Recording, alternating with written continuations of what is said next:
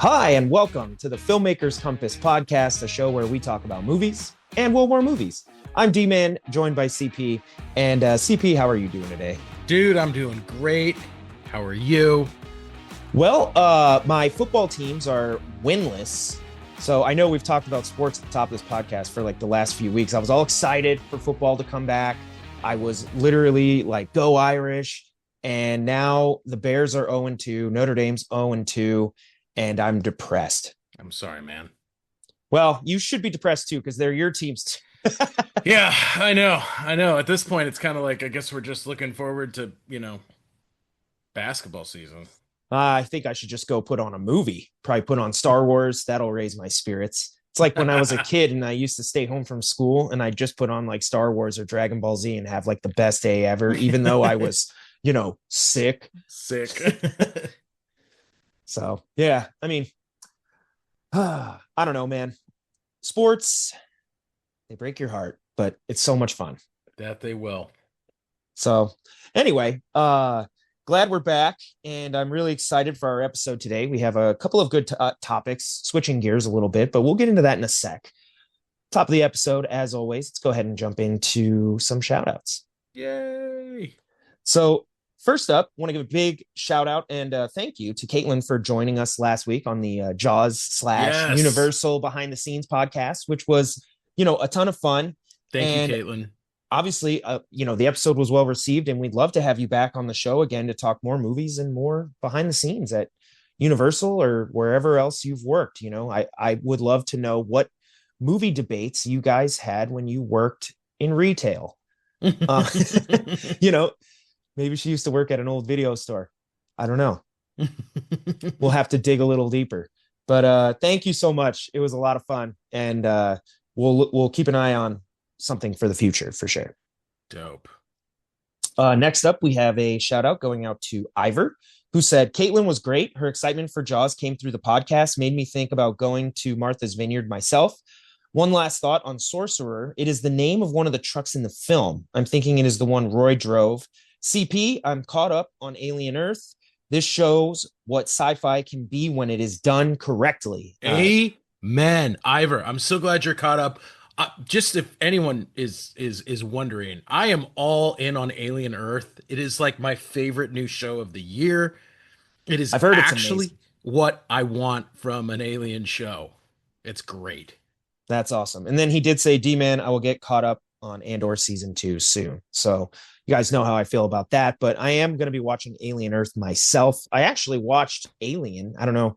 Nice. I don't know if you've seen the original in a while, CP, but I actually rewatched it. It's really good, really eerie, really moody. It's still my favorite horror movie. It's incredibly well done and it holds up pretty well, which blows my mind considering it's as old as it is.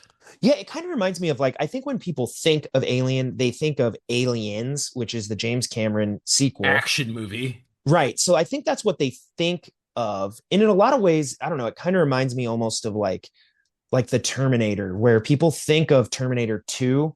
And then you go back and watch the first one, you're like, oh, it's different than I remember. Totally different tone and style. Yeah. Yeah, like there's just something a little bit different. And I feel like that's what Alien is. Like you go watch it and you're like, oh wow, it's slower than I thought. It's creepier than I thought. That vent scene where they go into the vents to flush it out, that's like one of my favorite. Oh yeah. It's so good. It's so well done. So I'm looking forward to that show. CP, we got to say RIP to a legend. Robert Redford passed away. I know. Age 89. So I did hear that he went to I heard he went to a ranch to just go live it up before he went. I'm like, that's kind of an awesome way to. He's got a massive ranch. He had a massive ranch up in Utah, and in fact, if you ever saw the movie Jeremiah Johnson, that is shot on his property. Wow, that's awesome. Because apparently he just had acres and acres and acres of the mountain that he just owned. So, I mean, way to go. Like, if you're just going to live it up for your last few days, that's what I would do. Kind of agree with you. I mean, if I'm going to go and I know this is probably pretty close to the end, that would be a fantastic way to do it. So this is unscripted. I'm throwing you on the spot. Top 3 favorite Robert Redford movies by any chance? I don't know. It's been a while. I'm just gonna say every movie that he was in the MCU. I think that was only Captain America too. Butch Cassidy and the Sundance Kid. Good movie. Yeah. No, I mean there's actually a ton, but I don't know. What are your top three? I love 3 Days of the Condor, Butch Cassidy, but my very favorite is actually The Sting. Yeah, Sting was really good. I like that one too.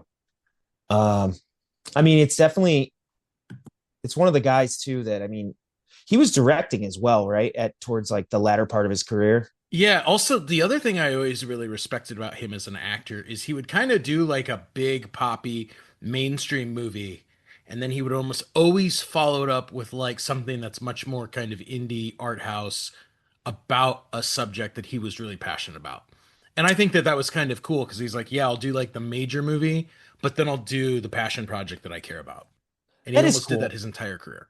I think a lot of particularly actors, but artists have trouble sort of managing that workload, which is right. You want to cash in on the success of whatever your big pop thing is. And Yeah. sometimes cashing in means doing a passion project, Yep.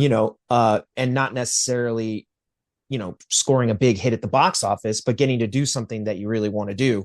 Versus you have like, directors, at least Nolan, Spielberg, they've always been big blockbuster guys. They get to pursue their passion projects and they do it on like a scale unlike anyone else, but Hmm. everyone can't do that. Yep. And you end up finding that some actors get, lost going into other roles. And it's like, man, they haven't been in a big hit in 5 years. Yep. And then they sort of fade out. And it's like, oh, this is their comeback. And they're like, what are you talking about? Comeback? I've been working. Yeah, right. You just didn't see anything I was in. So yeah, he was somebody who always seemed to find a way to keep things in the zeitgeist mainstream, but also, follow his passions. Yeah. So definitely sad to see him go. But I mean, to be fair, the guy was also 89. Like, I you hope I know, make it to 89. same. I mean, that'd be great in Utah. Uh, Final shout out goes out to Drucker, who CP, I don't know if you saw this. He said of the Jaws episode, he said, I can't find it on my Spotify. I want to listen, but I can't. LOL. Is it user error? It no, I don't think it's user error. I think it is uploader error, and that was D-Man, so blame him. Is it? It's uploaded. I have no idea. Oh, I guess I don't know, Drucker. I think when he said, "Is it user error?" That is an inside joke dating back to an old podcast I used to do called Indecisive by Choice, of which I used to go to a steak night with Steph's cousin Mike Soto, and Shout I would out Mike have to, Soto. yeah, I would have to upload the episode on a Wednesday night so that it would release on like a Thursday morning.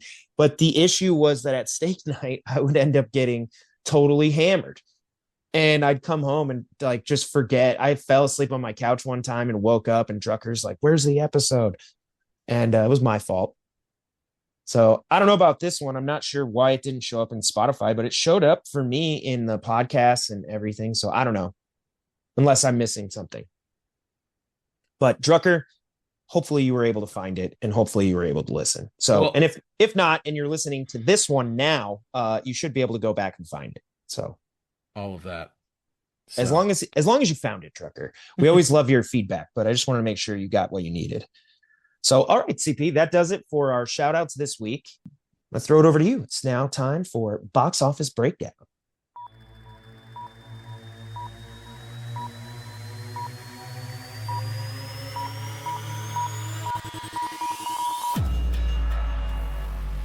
that is right. It is time for our box office breakdown. So, D-Man, I actually have not been to the movies in a few weeks. I don't know about you.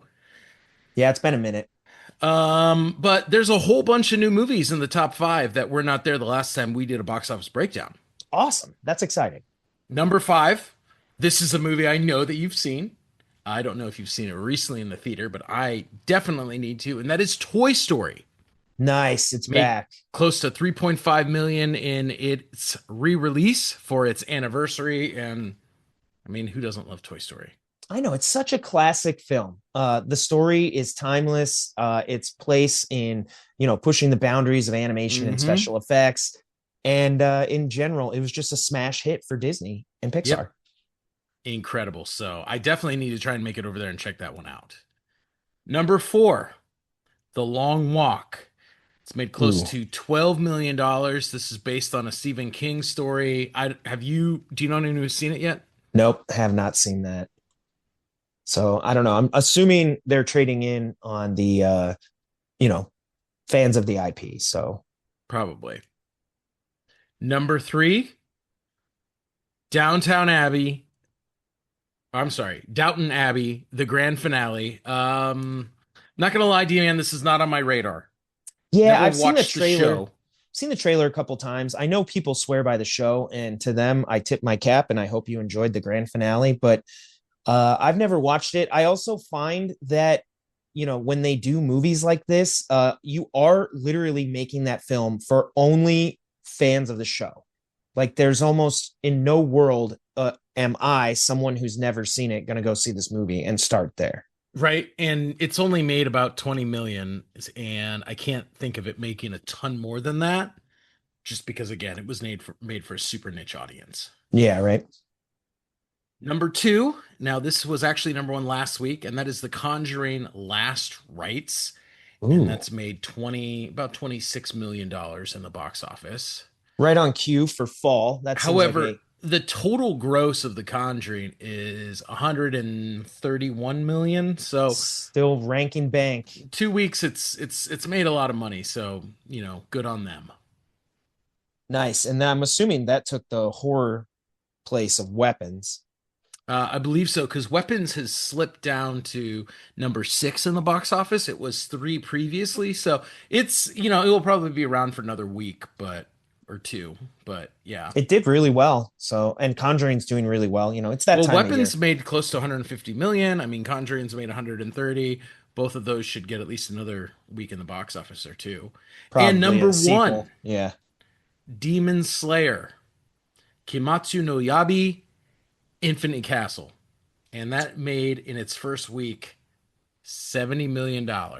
Wow. That's stunning. I mean, I know Demon Slayer is incredibly popular, both here, with the dub and Yep. internationally. But Yep. I mean, $70 million. That is a lot of money. That's Well, awesome. yeah, dude. And the crazy thing is, obviously, this was highly promoted at Comic Con, but I know people who have literally been counting the days since this dropped. Well, and the other thing too is, Demon Slayer as well, just like we talked about, like Downton Abbey, it is being marketed to a much more niche audience. Yep. That's not something that I would think, hey, I've never seen any of these movies on this top five. Like, I'm gonna pick Demon Slayer, and you don't know anything about it. I Yeah, feel right. like you would market it to the fans of the show. Yeah, I agree. So I don't know. That's interesting to me that it made that much money. That's incredibly impressive. And then just looking at the global box office, it's actually kind of shaking down as you would have expected. The Conjuring is number one in a couple markets, but ironically, Downton Abbey is the number one movie in a lot of the European countries. Demon Okay. Slayer is the number one movie in most of the Asian countries. And we have an interesting mix of Bad Guys 2 and The Conjuring everywhere else, with the exception of Chile, which in Argentina, where the most popular movie there is Toy Story. So good on them. All right. I mean, hey, Toy Story's still awesome. So who knows? Some of these places maybe never even got a theatrical release of Toy Story back in the 90s. So it might be some of their first time to ever go see it on the big screen. That is actually true. So who knows? So that's where we are, folks. Awesome. Well, thank you, CP, for that box office breakdown. And now it's time to transition into our main topic this week, which is kind of interesting because you had sent me a Variety article, which basically it's titled, "Can the theatrical comedy make a comeback? The Naked Gun is the ultimate test." So we had talked about The Naked Gun in the box office Mm-hmm. breakdown in previous episodes. Yep. And we were kind of fascinated because it ran on this campaign of reviving the sort of classic comedy. And there was a trailer that actually dropped for it where they showed scenes from all these comedies through the years. And then they have Liam Neeson sort of doing the voiceover. And then it cuts to him and he's in, a suit and a tie. And, he's like, help us, bring back the modern comedy. Yeah. And then like he just farts. Yeah. And Yeah. I'm like, yes, I love comedy like that. It's so perfect. That's so D-Man style of humor. Yeah, and like I was totally planning to go see The Naked Gun. Obviously, I've seen the original; it's a remake, and I didn't end up making it CP, at least to see it on the big screen. But I do still plan to see it. But I think what they're hitting on here is actually an interesting topic, particularly post COVID, that we haven't seen a lot of theatrical success for just straight up comedy movies. Hmm. It's Yeah. pretty interesting when you actually start looking back and thinking about it. Each decade sort of through the years has like both auteurs and comedy styles. They've all had different things that people remember about those eras. And so far through, the last maybe 5, 6, maybe even going back almost 10 years, we haven't gotten a lot of classics. I think that's a really good point. And part of it, I think, is the rise in streaming. Part of it, I think, is culture. And I think Yeah. part of it is comedians, right? I think there was a whole class of kind of comedic actors who sort of stepped back from acting, who were integral in the movies coming out in the early 2000s. And I don't know that we've seen comedic actors really stepping into their shoes to take their place. Yeah. I mean, it's interesting because I think like, SNL just won a bunch of Emmys. SNL's 50th anniversary season was last year, so I know their ratings were really good. Yep. I don't think comedy's dead. I think stand up is doing quite well over on Netflix. Or Uh, on Instagram and social media, right? I mean, comedians are booming there. yeah, so I don't think like comedy itself is dead. The article does point a little bit to the idea that maybe comedy has sort of morphed into other genres, meaning that some of the most successful comedies of the last few years post COVID are movies like Barbie, Deadpool and Wolverine, Beetlejuice. Obviously we're looking at IP and sequels here, but that comedy may have shifted from, sort of straight up like super bad, where, it's like, hey, a couple of high school buddies who don't want to lose their friendship decide to go get laid before, Yeah. they head off to Yeah. college. Yeah. They're like, no, what we're going to do is we're going to make a Barbie movie and we're going to make that a comedy. Hmm. Because Barbie was a smash hit. You look at Barbie and Deadpool and Wolverine, and both of those made $1 billion.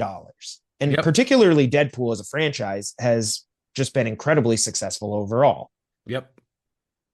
So I do think there's a little bit of that going on, which is interesting because does that bother you? Like, would you put, Barbie up against Superbad?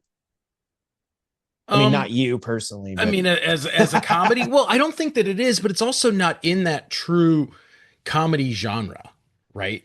There are films that used to come out in the 90s, in the 80s, the 90s, the early 2000s that were just comedies. They were marketed as straight comedies.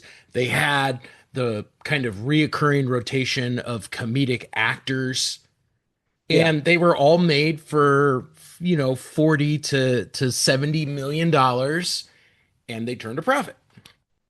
yeah. I mean, so a couple things. One is I mentioned SNL, and I think that's important because through the years, SNL has turned out many of the comedians who go on to make comedy classics. So you have Chevy Chase, you have oh god, John Belushi, you had Dan Aykroyd.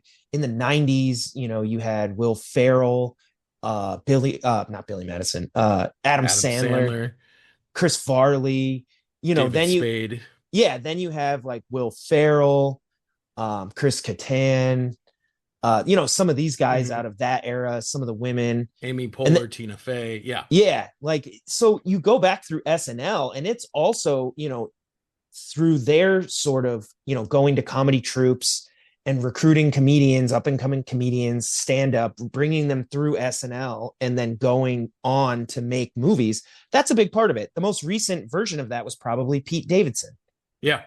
That's a good example. Yeah. who's gone on to actually make some theatrical films. I don't know that any of his reached classic status. So maybe that's one of the things that, we're missing from this conversation. It's not that it hasn't happened, but like, I don't know if any of those ended up becoming like classics. Yeah. But has SNL here, have they dropped the ball a little bit, and not progressed some of the people who've had success on their show to that, or propelled them to that next level? Because that's where we got a lot of our comedy. Yep. No, you're absolutely right. And So those comedians did a great job of pulling the rest of their SNL castmates into the, superstardom space. yeah, or even just casting them in supporting roles or cameos and different Hmm. things. And it was like, yeah, 100%. Some of these guys went on to create their own brands. But then you also look backwards and you see something like the Judd Apatow era, Yeah. which is, yes, he's a product of some of this. He knows these guys, but he's bringing up the era of like the Seth Rogans, that didn't necessarily come through like SNL. Hmm. So now you have this guy who's making comedies. You think like Mel Brooks, just through the years, like different people, John Hughes. They're Hmm. they're related to, they're all kind of connected in some ways. But like you have these like auteurs who are producing and or directing movie comedies, classics. Yep. They're bringing up a generation of comedy stars in a different vein, and that's interesting because are we missing that? Is there somebody that we need a guy like Judd Apatow in the 2020s to step in and be like, I'm going to make comedies. Well, and I mean, I think you bring up a good point because even comedic directors like Todd Phillips and Adam McKay Yeah, have left the genre to start directing drama pieces. right. I Going mean, to do Todd Phillips Joker. famously said, like, comedy's dead, like, I'm moving on. Yeah, like even Adam McKay, he still incorporates comedy into whatever he's working on, but he's doing uh whatever, like the Showtime Lakers or The Big Short or Yeah. Don't Look Up. Like there's comedy in them, but they're not comedies. Yep. So it is interesting. Plus, with Adam McKay, he did have that very public breakup with Will Ferrell, which may Yep. have contributed to him not doing as many comedies because they work Yep. together on everything. Everything. So I don't know. Like I think those to me are two of the major standout things as to why we don't necessarily have some classics the way I think we're used to. Because I don't think comedy's dead. Even on streaming, there's definitely movies that do well on streaming services. Like I really enjoyed Eurovision, which was a Will Ferrell film on Hmm. Netflix. Yeah. I thought that was great. I mean, call it a dramedy, but like Ted Lasso was great Yep. on Apple TV Plus. Very funny and very charming, but it did have more, dramatic elements than I think we would consider for like classic comedies, like Animal House or Revenge of the Nerds or you know Ferris Bueller's Day Off or something. So I don't know. It's one of those things where I wonder what it'll take to turn it around. So what do you think? Wow. I mean, if I had the answer to this question, every studio exec in Hollywood would be banging on my door. So, Well, you want to start writing comedies? Let's just I let's think, round up our funniest friends. We'll write some, fairly basic comedy strips, bare bones, and then we'll just punch them up and let's get Ivor over here. yeah, Just yeah. start writing screenplays. It's tough to say. I think part of it is, there has been a changing of the guard, right? A lot of the Vince Vaughns, the Owen Wilsons, the Ben Stillers, the Adam Sandlers, right, who were the linchpin of comedy for so long, have kind of taken a step back in the output of movies they're putting out, and we haven't truly seen new actors stepping in to fill their shoes. I think also, unfortunately, there was kind of a cultural stuff. That's a good point. Yeah. There Yeah. was a lot in terms of cancel culture, and a lot of comedians were terrified of this. There was Me Tooing, which specific comedic Comedians. actors like Yeah. James Franco, that's the reason why we don't get James Franco movies anymore. So Yeah. there's kind of like stuff apart from the industry that happened. But I think from an industry perspective, I think really streaming is to blame.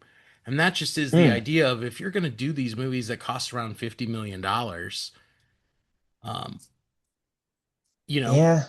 throw it out, dump it on a streamer.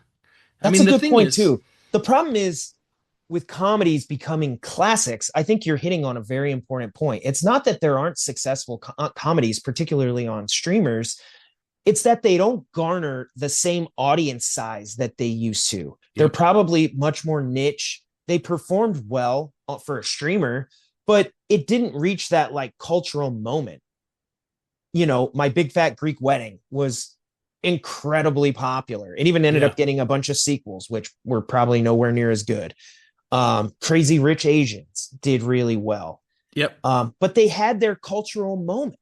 And it's like when you just dump these on streamers, it's really hard to kind of break through all the streaming noise and really sort of be the film that everybody's talking about.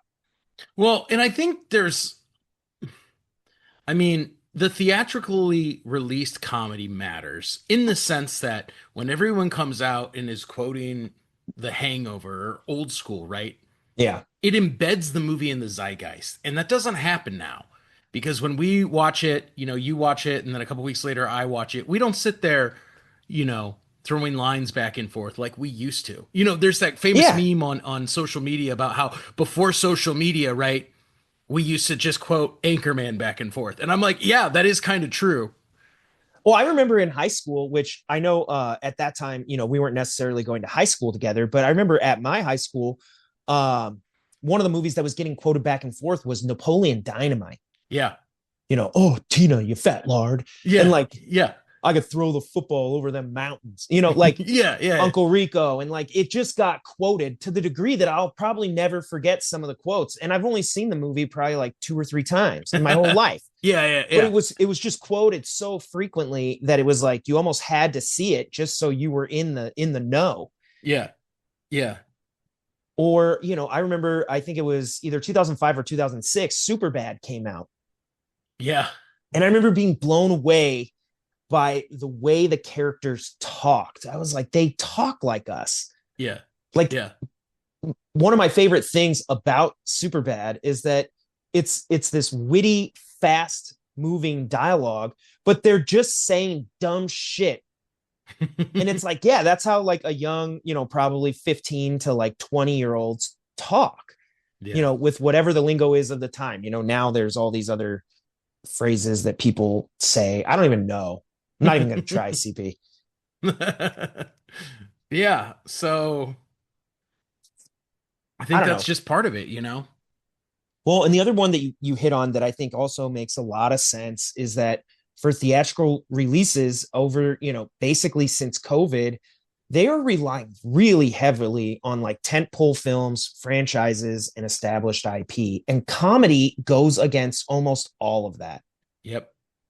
Yep. The only thing comedy does have is usually they have an A-list star attached, Hmm. usually, or at least an Usually. up and coming star Yeah. that can definitely warrant getting that theatrical release. But otherwise, yeah, the comedies really go against that. They don't tend to make, billions of dollars, unless, like we said, you sort of start genre switching and saying like, oh, hey, like Barbie and Deadpool and Wolverine were both hilarious and they Yeah. both made $1 billion.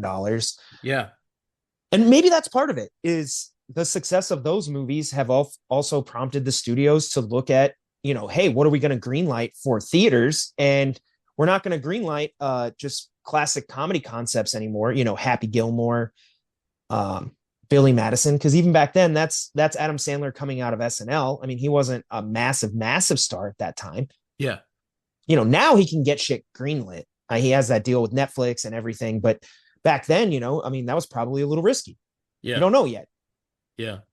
But who knows? Maybe that's what the studios are looking at now is like, hey, um, we're only going to greenlight things that have potential to do like $700 million or more. Yeah. Like we're just not putting money behind, we'll do a Christmas movie, but it's got to be like a high concept Christmas movie. We're not going to do, the Santa Claus where he's just walking into houses. Yeah. Yeah. Yeah. Well, walking in. I mean, he's coming down the chimney. I got you. But yeah, even like Tim Allen, he made a career of it. Guy got Home Improvement, parlayed that into a couple famous roles, and that was that. Yep. we said Toy Story earlier, Santa Claus. I mean, he's rode the success of that for his whole career. Yep. I think every other sitcom he's done is really just Home Improvement reskinned. Kind of, right? He's always the same guy. He's Tim the Toolman Taylor, but without the name and the actual like biography. But he's the same dude Yeah, he's like sarcastic and dealing with his family. yeah, yeah. So, and then I mean, they're on what Toy Story 5 now and Santa Claus 5 or something. They Yeah. get. Yeah, I'm yeah. like, guy made a whole career of it, but I don't know, man. I would love to see. I think everything that's old becomes new again. Like things come back around, and that was one of the themes of the article was that a lot of the people they interviewed were like, "Hey, it is very likely that while comedy might be out of the mainstream now, all it takes is one guy or one artist to come in and make a comedy smash, and then everybody's going to want to make a Well, comedy." and right, and I think the best example of this is what happened with rom-coms a few years ago, right? The rom-com was essentially dead. It was relegated to streaming, Yeah, and DVD then bins. Yeah, Glenn Powell and Sydney Sweeney make their rom-com, and everyone's like, "Hey, let's get one," right? They're pulling Jennifer Lopez, they're pulling Sandra Bullock, all the classic rom-com yeah, stars, and they're like, "Hey, let's make one and get it out," because apparently people still watch these movies. And I mean, the rom-com is in the exact same situation, right? It usually rests on one or two notable stars. It's made for, 20 to 50 million dollars. It's nothing super original in the premise, right? yeah. But I that's don't all know. it takes. That's all I it takes. I think you just need one person to come in and sort of not reinvent the genre or anything, just add their own style and get a smash hit out of it. I think if you go back to the 2000s, that movie was probably, I think they came out the same year, same summer, but it was like 40-Year-Old Virgin and Wedding Crashers. So Mm, 40-Year-Old Virgin and Wedding Crashers, right?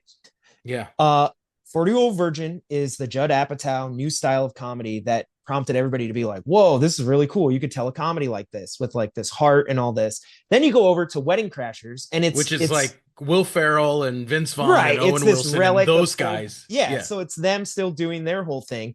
And then it was like, boom, comedy is back. You saw this explosion of like Judd Apatow films. There, obviously was Anchorman at that time, but now we're getting Step Brothers and all this stuff. Then comedy sort of dies down again, right? It sort of dies down. And then boom, The Hangover. All of a sudden, everybody's like, oh my gosh, like comedy is just incredible. And I Yeah. think we just need that film. I think that's really as complicated as it sounds with us talking about it. I think you just need one person to come out with a banger, and then everybody's going to be like, dude, we need to make a comedy. Yep. So that's it.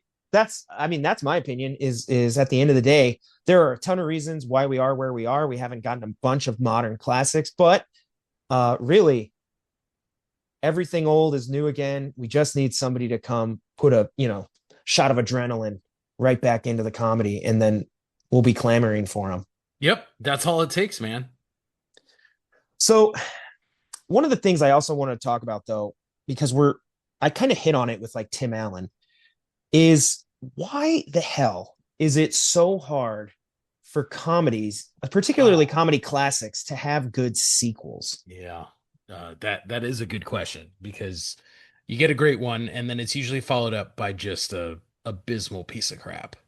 Yeah, they're normally Or worse. something that is beat for beat formulaic, which was obviously I think the best example of that is what happened with The Hangover, Yeah, right? Hangover 2, I've seen Hangover 3. I haven't seen Hangover 2, but I heard it was literally like you can line the edit up and they're literally like beat for beat exactly Yep. the same. Yeah. Exactly. And I don't know, I think of that phrase where, back in the like 90s, everybody always used to say like, "Oh, the sequel's never as good as the original." And I feel like comedies live up to that saying. They're often not. They get a lot of sequels because they make money and they're fairly cheap to make, assuming you're not just splashing on movie stars. Yeah. But it's like, how many sequels have the American Pie movies had? And I don't know. Only a Everybody handful still, are decent. Yeah. but everybody just remembers the original one. Yeah. How many sequels did I don't know, Animal House or um Vacation. yeah, Vacation. And it's like, yeah, the vacation movies all did well. I actually like all of them. I think Christmas Vacation is actually my favorite, but that's because it's a holiday movie and it has a special place in my rotation versus the other films. But really, like the original one is the classic. Yeah. I think there's a couple things. And I think part of the problem is I think so many comedy movies rest on, right? Like when we dissect comedies, they're painfully simple Mm-hmm. as movie. The good ones are painfully simple, right? It's usually this is the objective. Can they achieve it? Right? Yeah, I agree. One of my favorite comedies of all time, Night at the Roxbury. Premise is Yeah. painfully simple. Can they get into the Roxbury? Yeah, Like, right. and so we watch these two moron brothers as they try to get into the nightclub. And I think the problem is you can kind of do that once, but Yeah, unless that's a you've good point. cultivated great chemistry between these characters that we're interested and we're invested in their dynamics, just putting the same people in the same situation is tiresome and repetitive, which is why I think things like The Hangover is a failure because you're like, yes, one time it's great. It's this whole like, what's going on? This is a lot of fun. This is a fun ride. But when we see the same ride multiple times, it's a disappointment. Yeah, I kind of get what you're saying because a lot of the movies are painfully simple. You know, you look at Happy Gilmore, it's like, you know, I need to make enough money to save my grandma's house. So, hockey player turned golfer joins the PGA tour to win enough money. Yes. So, does he win enough money or not? Group of high school friends make a pact to all get laid before graduation.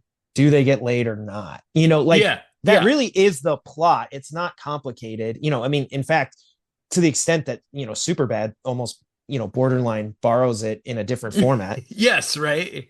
Right.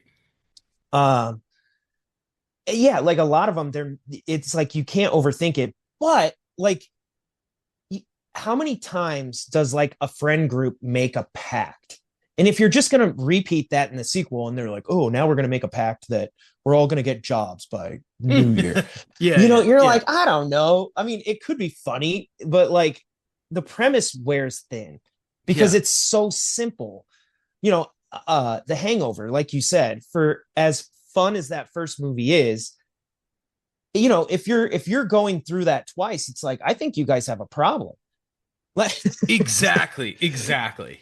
like now it's not funny. It's funny once, but if you do it twice, you're like, I don't know, guys, maybe AA is, the Yeah. sequel. Right. Right. Like this is too crazy now. Um and so also because the premises are that thin, I think too that the repetition of it just doesn't even make any sense. You know, Happy Gilmore can only happen once. And yet here we are with a Happy Gilmore 2, Yes. right? Which is kind of interesting because I think we both had a chance to see Happy Gilmore 2. This was actually a requested topic Shout out from Winezettel. Thank you for Winezettel. asking us to check it Yeah, out. We did. appreciate your comments, Winezettel. I'll tag you in this post so you can listen to this segment. But we both had a chance to watch Happy Gilmore 2. So we're talking about comedy sequels. And I feel like talking to other people that have seen Happy Gilmore 2, there's really two camps. Some people are like, wow, what a cash grab, horrible movie, not even funny. And I can't even believe they tarnished the legacy of the original by making this sequel.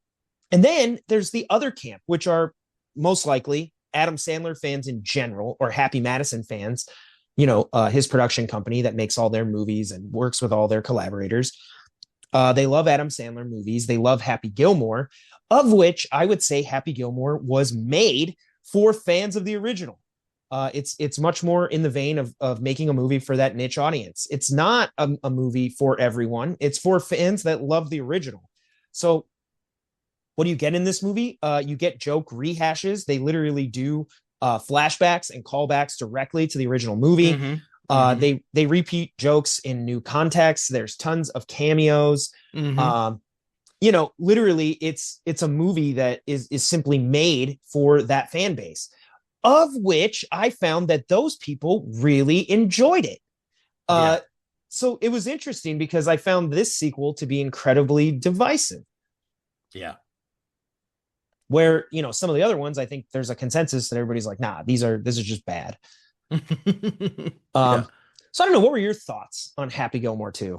I am somewhere in between the two. First of all, I when I saw it was being announced, I thought this was going to be a painful cash grab. I mean, I think the first one worked because it's like a ridiculous premise at the same time, right?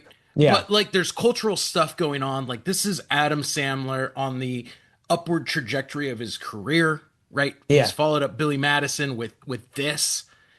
And this is at the same time that golf is becoming massively popular in the United States again with the rise of Tiger Woods. that's And true. it's Yeah, kind of like a cultural phenomenon. And I didn't know that it A needed to be revisited, but being revisited almost 30 years later didn't really make sense to me. yeah, yeah. And so I just wasn't sure I was going to work. And ironically, watching the movie, I was disappointed for the first half. Which Okay. I feel like most comedies, you watch it in the beginning, and you're like, this is hilarious, this is great, this is great. Now, as they start trying to like implement plot to wrap up the story, that's where the jokes fall off, and you're like, this is not. Yeah, Now, yeah. now you've lost me. But what I actually thought was great is once they get to the point where it really gets down to the golf tournament and they bring Shooter McGavin back into the storyline, I actually found the jokes landed better, and I enjoyed it a lot more. Interesting. Yeah, I mean, it was weird because like the movie itself sort of starts off in a little bit more of a darker place where like, Happy's lost his wife and he's an Yeah, alcoholic and yeah, sort of you're kind of like, where is this going? Like, obviously you can see the sort of phoenix rising from the ashes, storyline way ahead of it, where it's like he's gonna try to reclaim his uh previous glory. But at the end of the day, I mean, I thought it was funny. I mean, I didn't hate it. I love that type of humor, that sort of goofball Adam Sandler humor anyway. So to me, I thought it worked in that sense where like the jokes are just the jokes. And I love the callbacks to the original because I love the original. The original is probably my second favorite comedy of all time, oh just wow, okay. behind like Superbad. I can quote that movie. I've seen it, countless times. It never gets old. But Yeah. I mean, the thing is, if you were to just compare those two, it's like the second one doesn't hold a candle to the original. Well, and part of it is the story structure. It's a lot more convoluted, but the jokes are all dependent on getting the reference in the first, right? Like, I love the part where Eminem shows up as the jackass guy's son, Yeah, yeah. right? But if you've never seen the first, that Yeah. joke doesn't mean anything to you. Or like how far like Shooter McGavin's fallen. Like to Hmm. really understand that character in this context, you got to know how haunted he is by the events of the first movie. Yeah. Like it's literally driven him insane, and Yeah. it's a caricature. So like people, online I saw were like, that's so stupid. And I'm like, it is. It's meant to be. Like, I don't think they're playing Shooter McGavin serious here. Right. And that's part of the fun of the movie is like it's not taking itself too serious. It's like, hey, we're getting the gang back together and we want to have a good time. Yeah. And I Yeah. feel like they accomplished that. They just didn't create a classic. No, it's not a classic. It's no one's going to be sitting around quoting Happy Gilmore 2. We're going to quote No. Happy Gilmore. I mean, to the extent that I would almost argue that Happy Gilmore 2 quotes Happy Gilmore 1. Right? Yeah, like it doesn't even bother to be like, hey, we're not even trying to create new quotes. We're just trying to revel in the ones that we already love. Yeah, yeah. But like that kind of sums up the movie to me right there is like that's the vibe they're bringing to it is like, hey, we're not trying to do a new thing. We're We're not just trying. this is a tribute to Happy Gilmore. Yeah, we just want to revel in the fun we had with the first one and how, beloved it is. And like, I think they succeed at that. I don't know. Hmm. That's fair. So I don't know. It's interesting because sequels in general, particularly when it comes to comedies, I mean, they just haven't been that well received. And I don't know if there's anything that you can do like to really make them better. But I feel like if you were to try to do a proper sequel, like one of the things you would want to do is take sort of the heart of something from the original and then add like a twist on it. Well, and I think you're right. I think that's it, right? The shtick of the sh- the shtick of the comedy can't just be rehashed in the sequel, right? If we get Talladega Nights 2, it can't just be Ricky Bobby, you know, Yeah. Well, what racing happened? more. What happened with Anchorman 2? Hmm. I think everybody was so hyped for that to come out, and then it comes out, and everybody's like, it wasn't anywhere near as good as the original. Yeah. It's because they're doing a lot of what the original did, and it's kind of like, and then at times I think that movie also deviates too far from the original, where he's like, in exile or whatever he's doing, and it's like, okay, well, like we also still want the actual Anchorman, like. Yeah. Yeah. Yeah. So I don't know. I don't know that, like you said, if you knew the successful formula to either make comedy classics or get sequels right, CP, I think we would be rich. Well, I think the interesting thing is I think John Hughes actually kind of uncovered it with Home Alone 2. And the point being, Mm, there's enough of the shame shtick, which is Kevin's home alone, yeah, right? But it's in a new situation. There still is the reference to the original, which as a fan, we're like, cool, I get it. Like it's the same, you know. yeah, It's slightly the similar formula, but it's in a new setting. And more importantly, I think the reason why Home Alone works as a comedy in general is the fact that it's really about the dynamics between the characters and the family dynamics, yeah.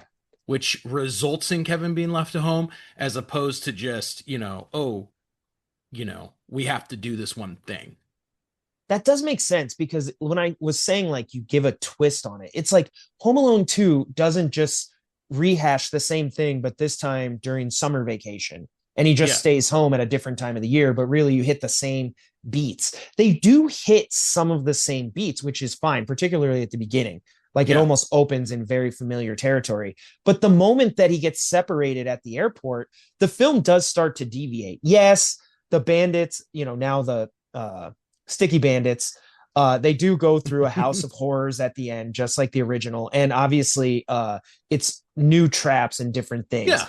But Yeah. in this case, I almost feel like they make it much more cartoonish. Yeah. So in the first one, the traps themselves feel fairly realistic, something that a kid might actually do, and that if they were realistically trying to rob a house, might run into, Yeah. right? Like it's possible. They just like step on ornaments and stuff and a nail.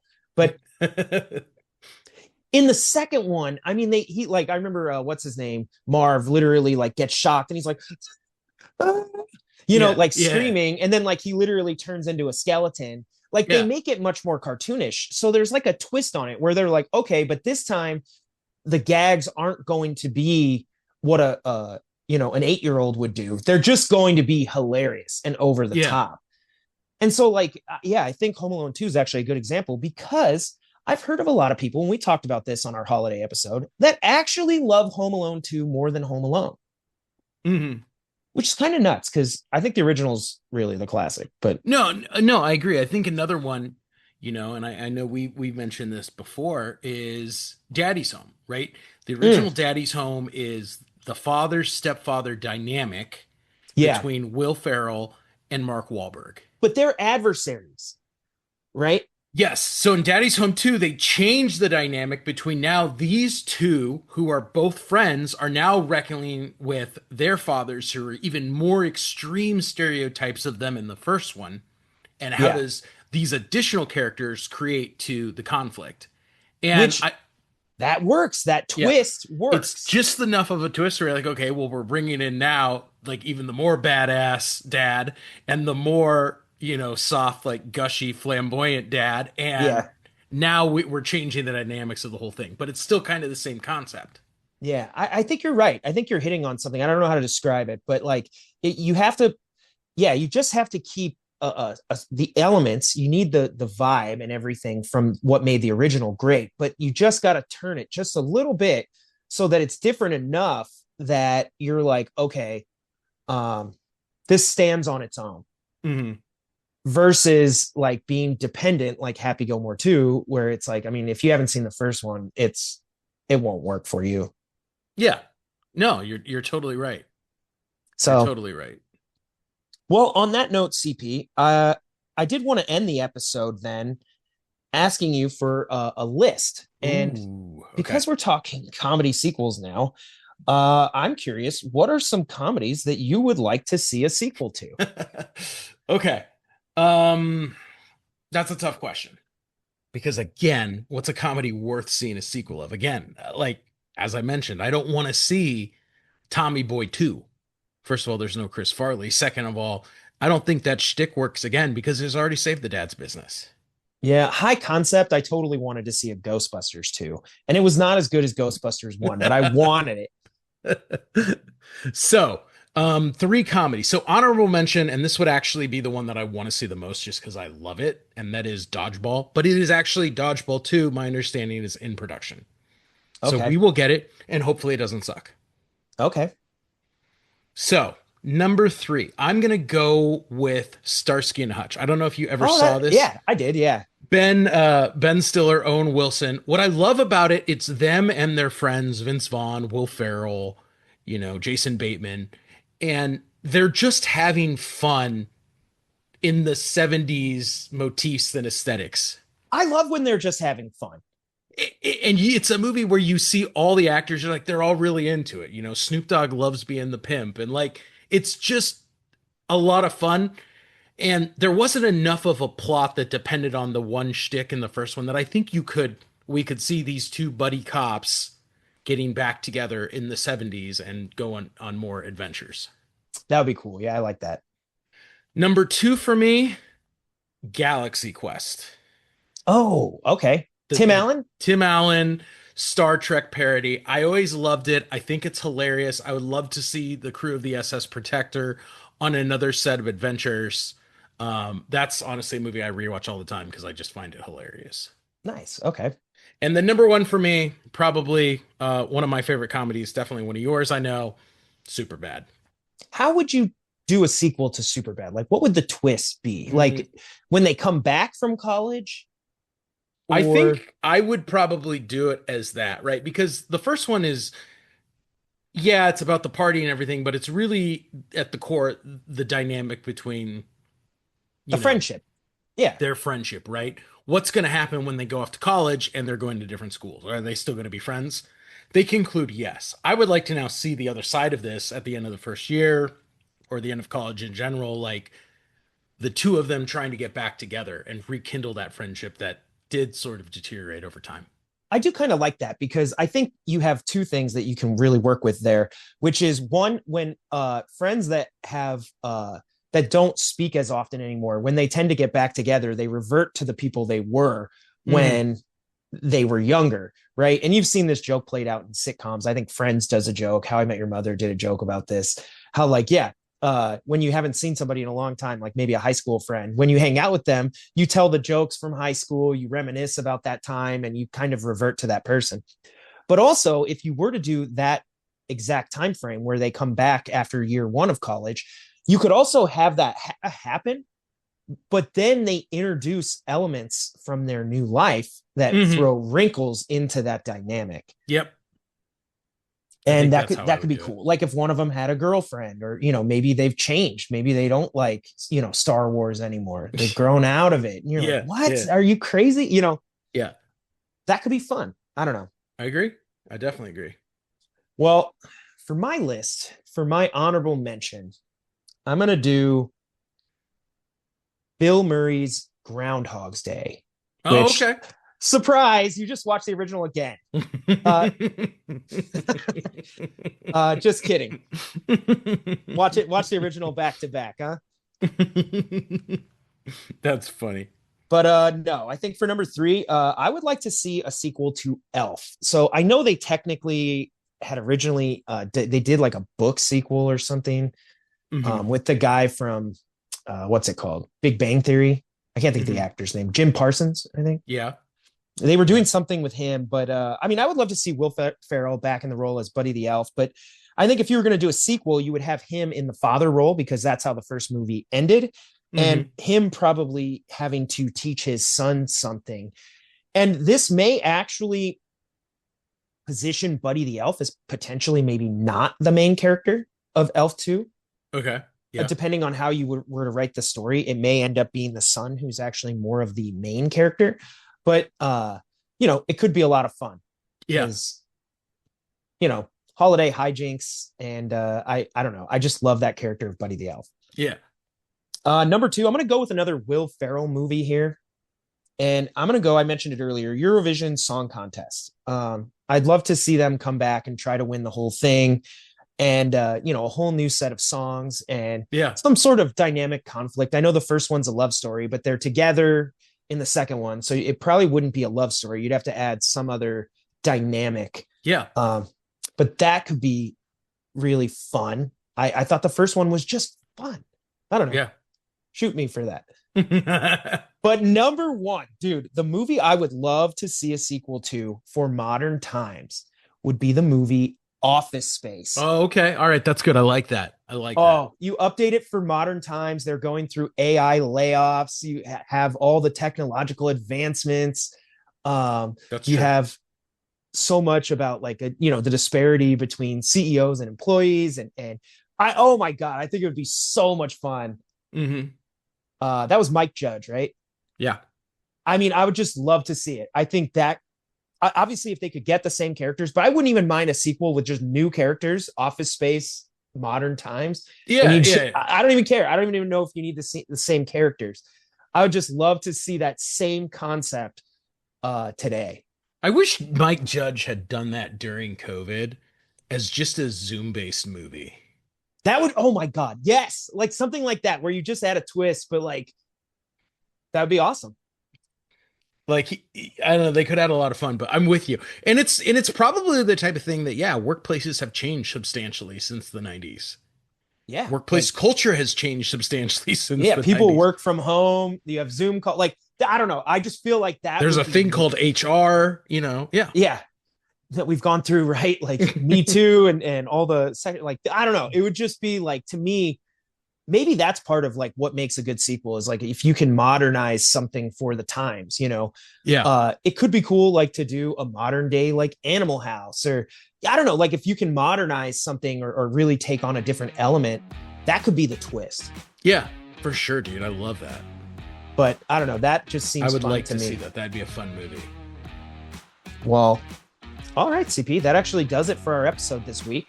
Wanted to thank everybody for tuning in. And as always, be sure to continue the conversations. We love hearing from you guys. Drucker, I hope you're able to listen to the podcast. Weinzettel, I hope you enjoyed listening to us talk about Happy Gilmore 2.